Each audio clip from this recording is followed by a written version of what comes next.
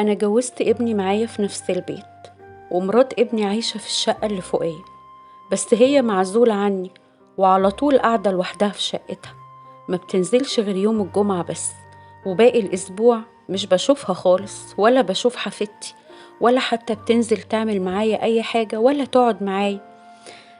حفيدتي عندها 5 شهور، مع العلم إن أهلها في بلد تانية وهي معانا في نفس البلد اللي احنا فيها.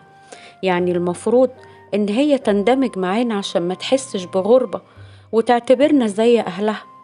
ولما بتنزل أنا بتكلم معاها عادي كأن مفيش حاجة وبتعامل معاها طبيعي، بس احنا كلنا من جوانا متضايقين منها جدا، وببقى عايزة أشوف البنت.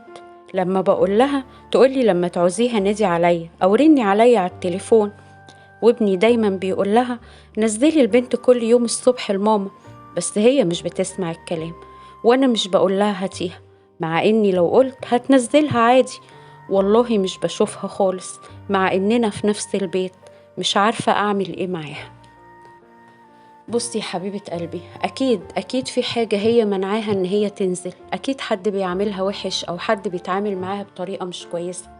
ولو انتوا بتعاملوها كويس وهي بتعمل كده، يبقى هي عايزة تختصر وتفضل في حالها، مش عايزة يبقى فيه اندماج ولا فيه خلطة.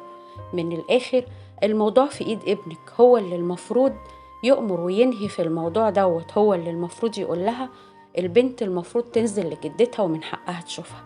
يعني من الآخر زمام الأمور كله في إيد ابنك، هو اللي يقدر يحل الموضوع ده، لا انتي ولا هي، لأن انتي جدتها ومن حقك انك تشوفيها. بس خلوا الموضوع في المعقول، مش ضروري كل يوم، في ناس بتحب الخصوصية وبتحب تعيش مع نفسها. ودي كانت حكايتنا النهاردة. ما تنسونيش في اللايك والشير وسابسكرايب للقناة، واللي أول مرة يشوفنا يشترك في القناة ويفعل زر الجرس علشان يوصلكوا كل جديد. وما تنسوش تدعموا الفيديو باللايك، ومستنية رأيكم في التعليقات. واستنوني في فيديو جديد وحكاية جديدة في حكاوينا مع تومة.